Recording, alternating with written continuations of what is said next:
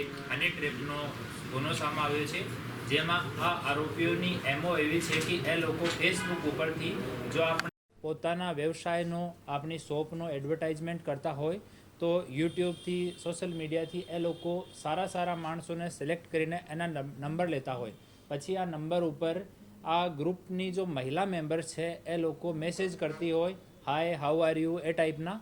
પછી જ્યારે કોઈ સામાથી માણસ રિસ્પોન્ડ કરે તો એની સાથે એ લોકો વાત કરે, 1 મહિના લગભગ સુધી વાત કરે, પછી મળવા માટે બોલાવે. મળવા માટે જ્યારે માણસ આવે તો 2 વ્હીલરવાળા સાથે એ લોકો મળતા નથી, કેમ કે આ લોકોનો એવો માનવો છે કે 2 વ્હીલરવાળો આને જો એક્સટોર્શનની મની છે આ પે કરવામાં સક્ષમ કદાચ ના હોય તો જ્યારે કોઈ 2 વ્હીલરની વાત કરે તો લોકો ના પાડી દે, 4 વ્હીલરવાળા સાથે મુલાકાત કરે.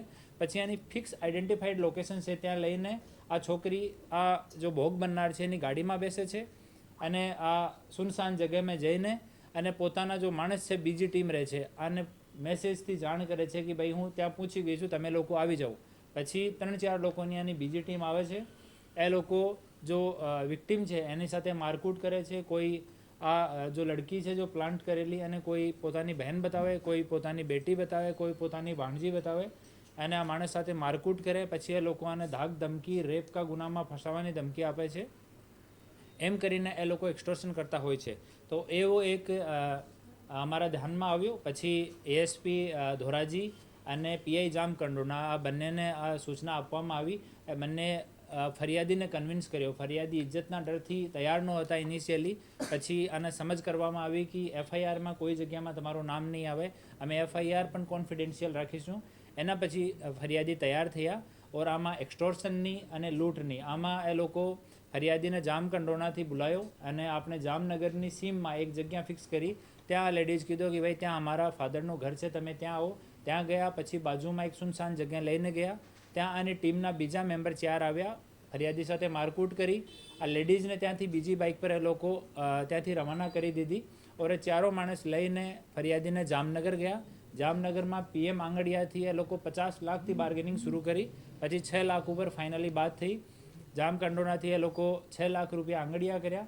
ત્યાં જામનગરના પીએમ આંગડિયામાં એ લોકો 6 લાખ રૂપિયા લઈ લીધા. પછી જામનગરથી બહાર આવીને ફરિયાદીને ધાક ધમકી આપી કે જે કોઈ એવો તમે કોઈને સૂચના કરશો તો પછી અમે લોકો તમારા વિરુદ્ધમાં રેપનો ગુના દાખલ કરી દઈશ. એક આ લોકોનો ઓર એમો છે કે જ્યારે એ લોકો ફરિયાદીને ટ્રેપ કરતા હોય છે ત્યારે ફરિયાદી જો કોઈ સરકારી કર્મચારીના ઘરનો માણસ હોય, વકીલના ફેમિલી મેમ્બર હોય કે પોલીસના ફેમિલી મેમ્બર હોય કે કોઈ પોલિટિશિયનના ફેમિલી મેમ્બર હોય કે કોઈ માહિતગાર માણસ હોય તો એને તુરંત લોકો છોડી દેતા હતા કે આને ટ્રેપ ન કરતા હતા. એ લોકો નોર્મલી જો 40 વર્ષથી 60 વર્ષની ઉંમરના માણસ છે એને જ ટ્રેપ કરતા હોય છે. 2-3 ફરિયાદી ઓર અમારી ટચમાં છે જેની સાથે અમે લોકો સંપર્કમાં છીએ અને કન્વિન્સ કરી રહ્યા છીએ કે એ લોકો ફરિયાદ દાખલ કરે. આ ગુનામાં હજુ સુધી 7 આરોપીઓને અટક કરવામાં આવ્યા છે, જેમાં વિપુલ જેઠાભાઈ સુસરા રાજકોટનો રહેવાસી છે, સવજી ઉર્ફે સાગર રાજકોટનો રહેવાસી છે, વિશાલ ભીખાભાઈ પરમાર આજી ડેમ ચોકડી રાજકોટનો રહેવાસી છે, વિજય સિંગાભાઈ જોગડિયા હડમતિયા રોડ પર ફાટક પાસે રાજકોટના રહેવાસી છે. એ 4 લોકો જો છે એનો જો ભૂમિકા છે આ ગુનામાં આ છે કે એ લોકો જો ભોગ બનનાર છે એને ટ્રેપ લડકી કરી લે, એના પછી જ સુનસાન જગ્યા છે ત્યાં જઈને મારકૂટ કરવાનું અને પછી આને ગાડીમાં બેસાડીને મની લેવા સુધીનું કામ એનું છે. પૂજા વાઇફ ઓફ ગોપાલભાઈ સિદ્ધપરા આ રાજકોટ મોરબી રોડ બાયપાસ ઉપર રહે છે. આ પૂજાનું કામ છે કે ફોન ઉપર મેસેજથી કે વોટ્સઅપથી કન્ટિન્યુ ફરિયાદીના ટચમાં રહેવાનો અને ફરિયાદીને કન્વિન્સ કરવાનો કે આ છોકરી તમારા પ્રેમમાં છે. ગોપાલભાઈ સિદ્ધપરા એનું કામ છે સિમ અને મોબાઈલ અવેલેબલ કરાવવાનો. જાનવીબહેન વાઇફ ઓફ મિલનભાઈ પંચોલી આ રામાપીર ચોકડી રાજકોટની રહેવાસી છે. જાનવીબહેનનું કામ છે જ્યારે ફરિયાદી ટ્રેપ થઈ જાય તો ફરિયાદીને ગાડીમાં બેસવાનું કે એકચ્યુઅલમાં ફોન ઉપર વાત કોઈ ઓર કરે છે અને જાનવીબહેન જઈને ત્યાં ફરિયાદી સાથે મળે છે કે હું તમારી સાથે ફોન ઉપર વાત કરતી હતી. તો આ 7 આરોપીઓને અટક કરવામાં આવે છે અને 1-2 માણસ એની ગેંગના ઓર મેમ્બર છે.